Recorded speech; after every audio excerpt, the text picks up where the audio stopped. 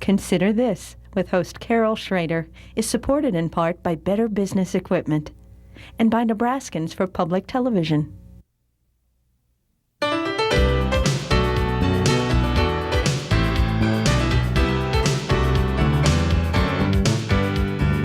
Consider This, a news and information program recorded on the campus of the University of Nebraska at Omaha. From the Fireside Lounge in the Milo Bale Student Center, here is your host, Carol Schrader.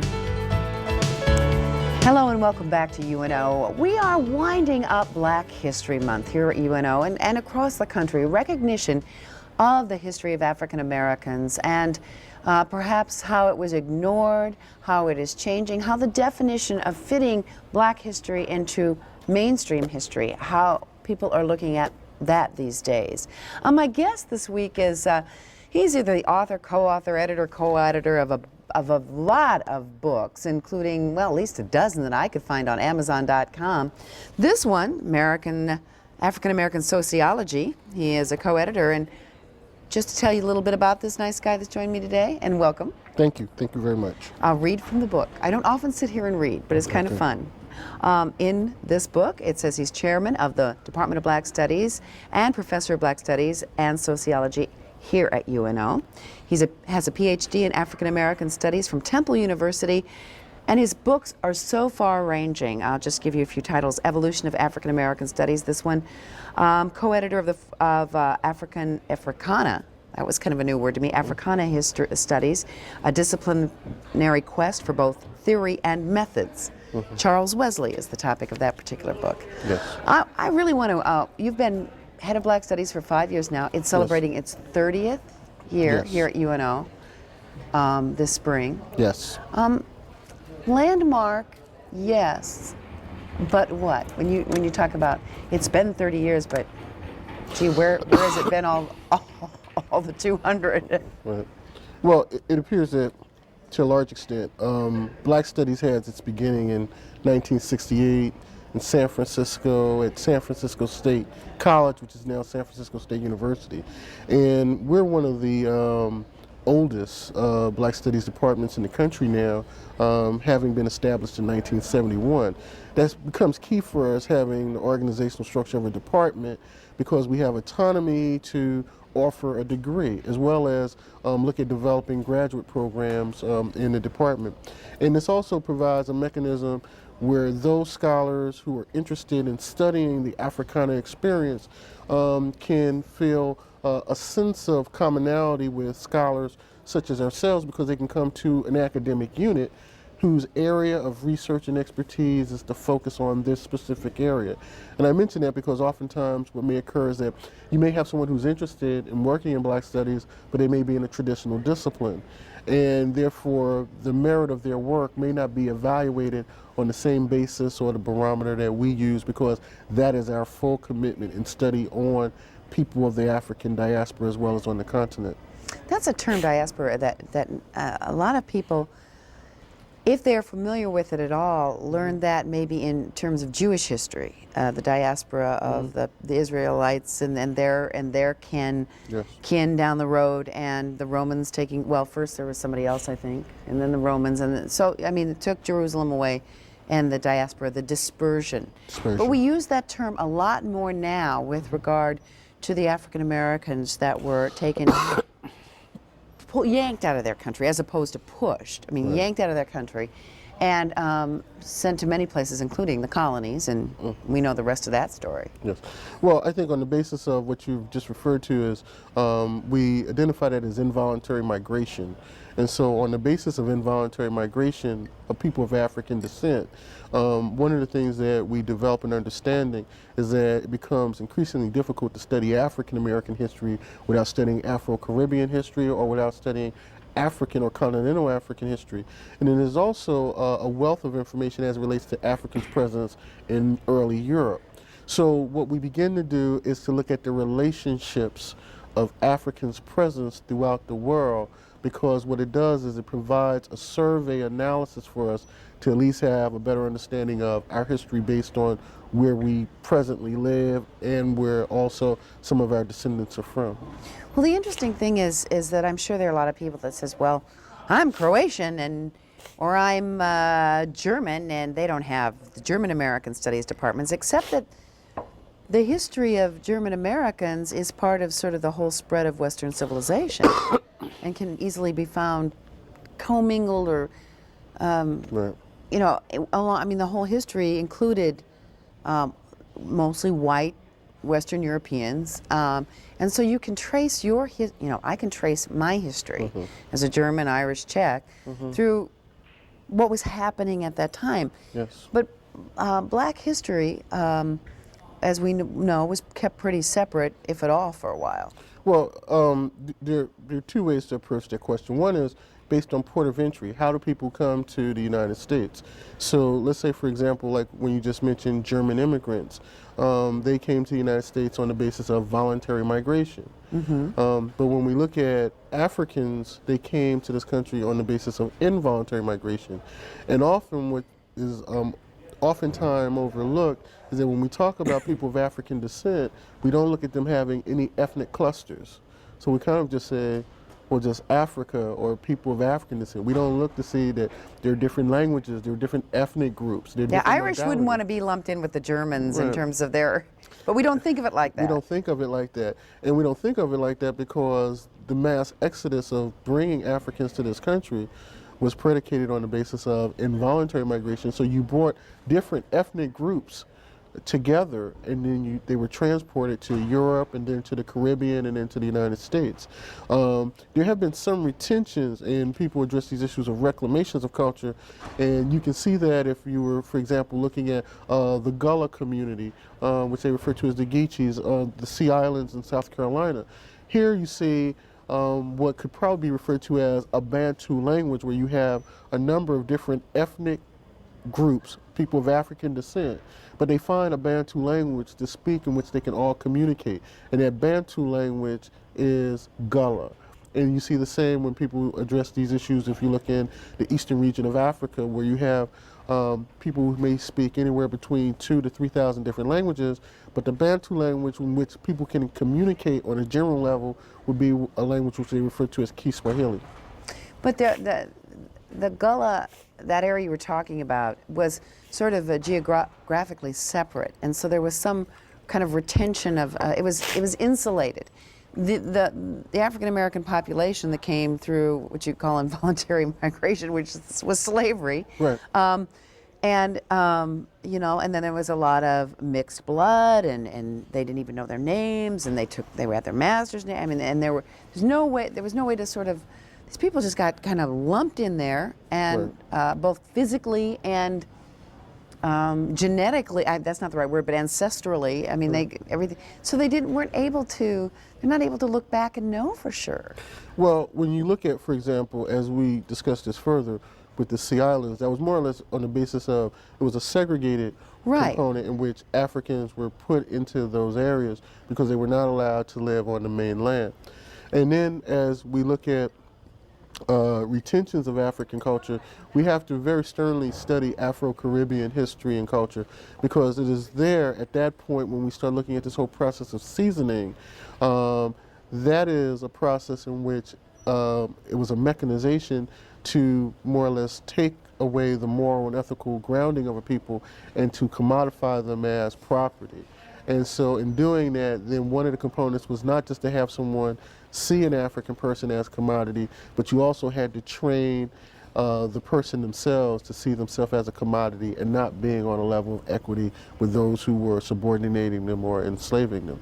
So there are different processes when we look at this that, again, as we look at Africans' presence on the continent, if we look at the last golden age in Africa, probably coming to a decline around 1485, with the Songhai Empire. If we look at Africans' presence with the Moorish civilization in Spain from about 711 to about maybe 1470. And then if we look at Africans' presence in the Caribbean, and also looking at that port from Africans' presence in the Caribbean, then coming into the United States.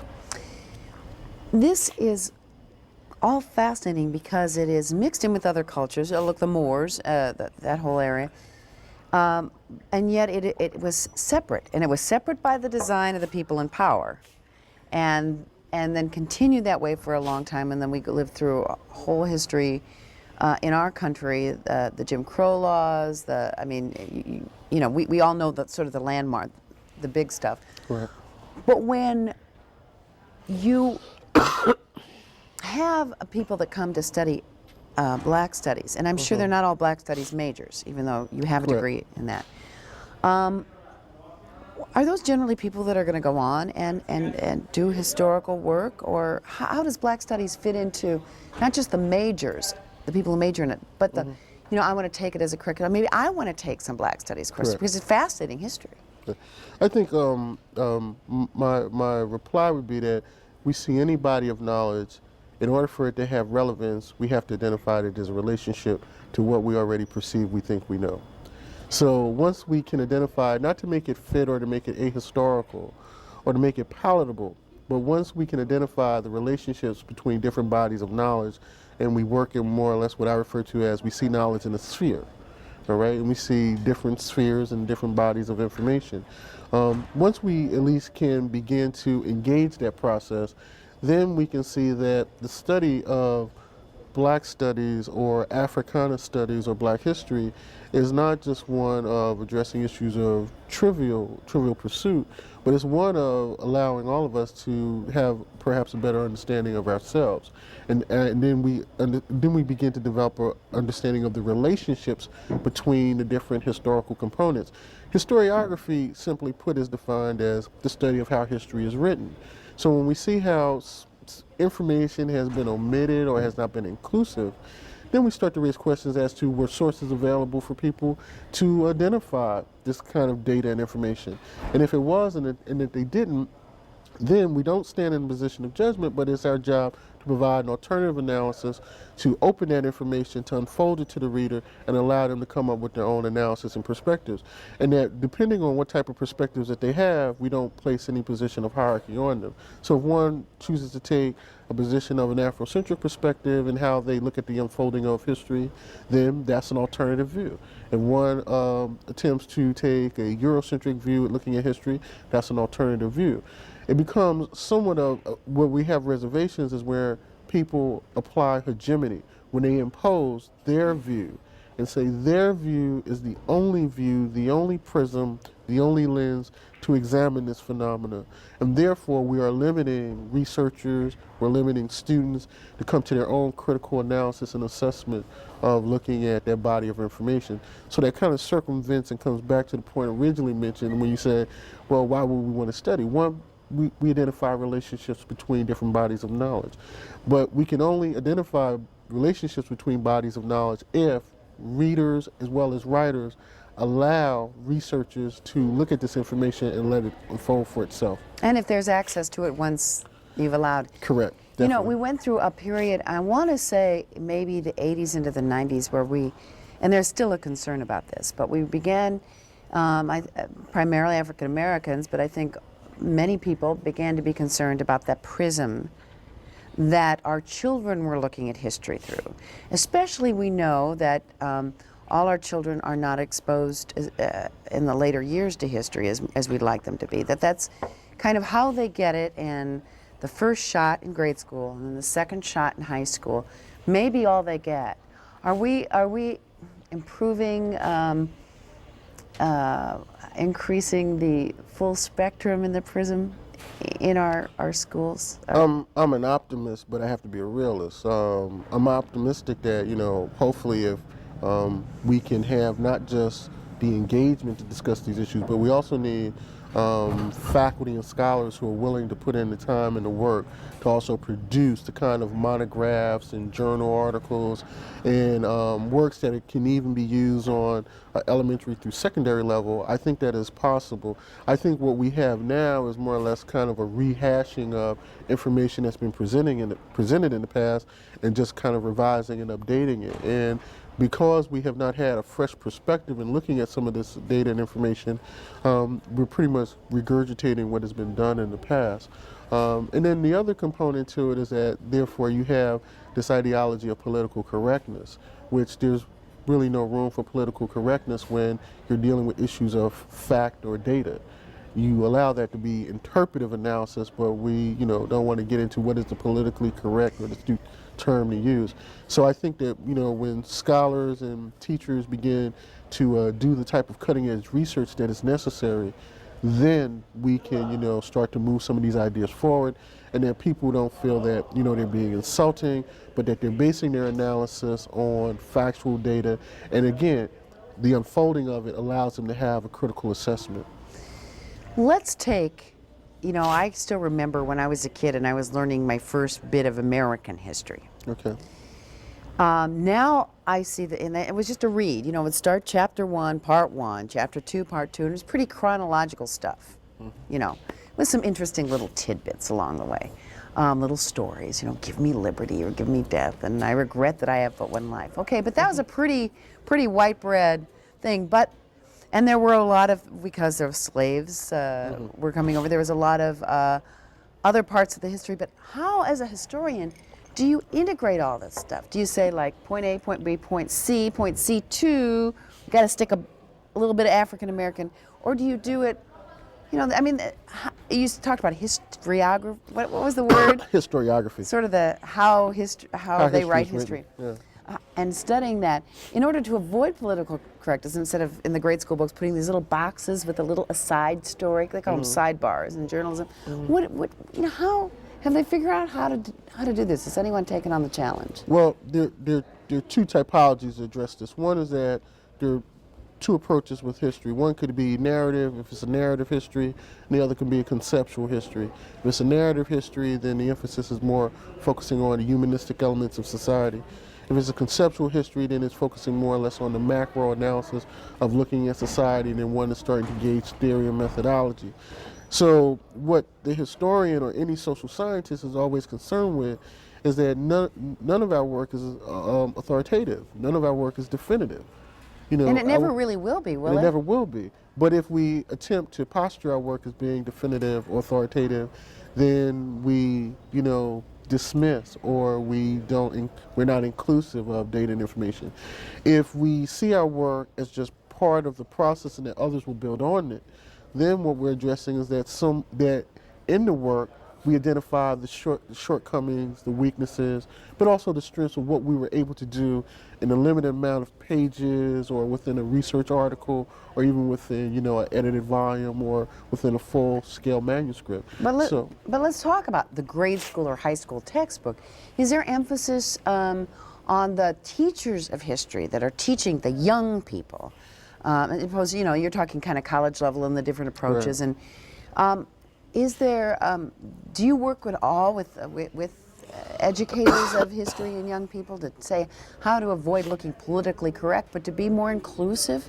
Well, again, when teaching in the classroom, we're concerned with conveying to students that they're solid on substance of method, theory, and also reading the data and information as well. And so one of the components as we look at this is that, as you mentioned, who are we working with? Well, our students come from all the different colleges here on campus, and then we do some work with some of the teachers in the OPS system, and so that has been valuable. But the key to this is that many of the teachers who teach history on the elementary or secondary level may not be history majors, may not be Black Studies majors, but may come through the College of Education, be education majors with a minor or a cognate.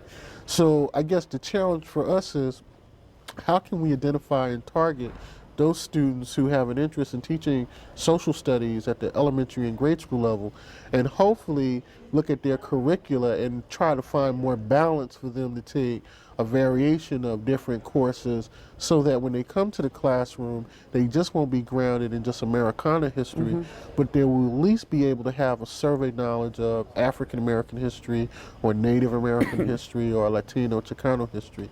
That is the challenge for us. You mentioned Latino Chicano. I mean, that's a whole other thing. Now, obviously, the Hispanic, Latino, Chicano experience isn't as pervasive and as way back, and certainly that unusual, well, usual for the time, but enigma called slavery. That they weren't involved with that in this country in large numbers. So I mean, you know, there's, but we haven't even, you know, have figured out a way to really kind of work that in, unless you know, if you're studying labor history. Right. There's some interesting, you know, a lot of stuff. And again, as you mentioned it, a couple of things come to mind. First of all, I'm using terms which are probably identified as inappropriate because I'm using linguistic terms to refer to a people. Right. And whenever we refer to a people, it should always be identified by land, history, and culture. And so, Right, and obviously Latino Chicano, would be European. I mean that. Right. So I'm using linguistic terms Right. which are, I would probably couch them as being inappropriate, and someone who works in that area would probably be able to correct me and give me a more. Well, as a appropriate term. journalist, I have grappled with that, but Right. and generally they just kind of throw up their hands and say, "Oh, try this one." Right. They haven't figured it out. And the other component to it is that people, which we will use the term Latino Chicano heritage, have suffered at the consequence of being annexed or annexation. So it isn't to raise tear over colonialism versus involuntary migration over annexation, because all three contribute towards the subordination or the creation of subordinate group status.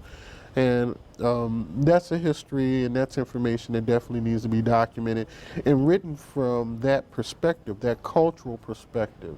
And I think that when we have more documentation, more books, in addition to what's the information that's already out there, I think that perhaps we will start to at least move in the direction of trying to develop some balance in our understanding of that cultural group, of that cultural group's history.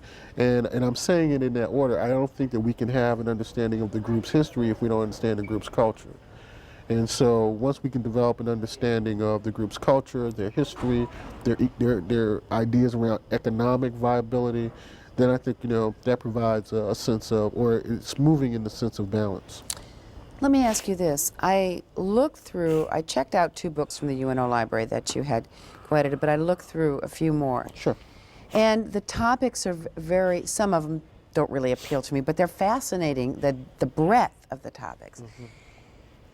Are you getting, I mean, obviously you have respect from most of your peers here at UNO. I think they have a great respect for what's become a very viable department. Thank you. But in terms of Black historians, Black studies departments, are they allowing, and people moving up the scales and all the doctorates we've had and the really terrific stuff they're publishing, do you feel it's respected in the academic community?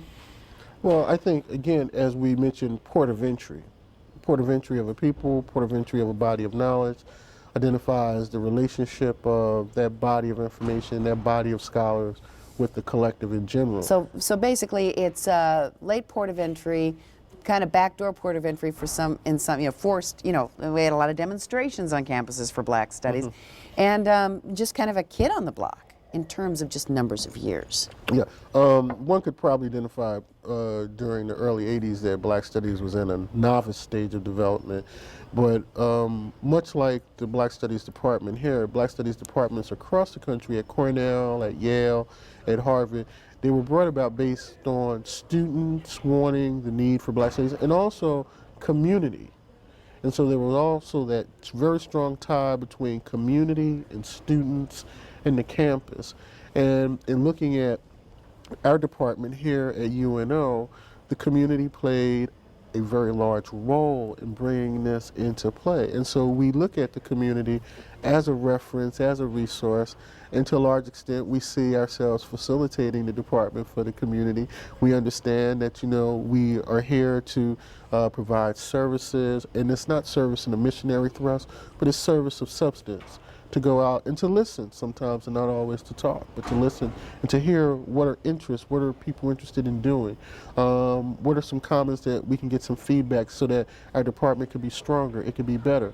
Better in the sense of community outreach, and also better in the sense of making our research articulate to both communities, the campus community and the off-campus community. And we never achieve those goals, but it's always good to have that kind of barometer so that you're always trying to reach it. Those would be the first goals. Is there still a goal to reach better human understanding in your research and what you do? So that in 100 years maybe there will still be Africana research and papers, but everybody will be picking them up as opposed to just, you know, a more limited group? Well, I kind of fall back on a quote from Sheikh Anta Diop, a great Senegalese scholar. And Diop's comments were, you know, our position is never to defend African history, it is only to advance it. So we only look to advance the work that has already been done. In doing that, it is not just so important for us to publish work, but for us to produce students who are going to be the next group of scholars who will go out either at the elementary, the secondary level, the university level, and who will prepare the next group. It is always the job of us to prepare the next group of people to come along. And that's the enjoyment of teaching, is when you see the next group of scholars come along. You have 2 minutes or a minute and a half. Where would you like to see your department at the end of your tenure? I'm not saying you're leaving anytime soon, but let's say in 10 years or when the end of your tenure, you know, what do you want to accomplish that isn't quite accomplished at the University of Nebraska Omaha Black Studies Department? Well, I'll use the terminology that we use on campus often, prioritization. The prioritization would be one that our faculty would probably double its size. And you have how many now? We have Full-time? 5 full-time, including myself. We have 5 full-time faculty, and about at least 10 to 12 part-time faculty. So your wish list would be to double your salary. Double Prioritization. and double your salary. Well, that'd be nice too. Sorry, Double your sorry. teaching staff. I didn't say salary, but if you put that in there. It was a But Freudian slip. we want to double the size of the faculty, because I think if we could double the size of the faculty, we would have even more outreach than what we have now. And we would also have the flexibility to perhaps get more involved in distance education. We could also have the flexibility to get more involved with the public school system here in Omaha. Very I think important. and I think that would be a key piece, especially with them having 3 Afrocentric educational centers right now, being Druid Hills, Saratoga, and Mountain View. And so that would be key. The other would be to keep up the pace with as far as research, and to look at developing at least 2 print-run journals from the department, and trying to develop those kind of alliances with major publishers. And I think that would be key for us. That'd be great. We've run out of time. I hope Thank you you. don't within the Black Studies Department to get these things done. Great. Thank you, Dr. James L. Conyers, Chairman of the Black Studies Department. And a reminder, or if you've watched the show and you want someone else to watch it, it airs several times in the Omaha area, but you can always go to unotv.unomaha.edu and see the show. Thank you for joining us. See you next week on Consider This. Great.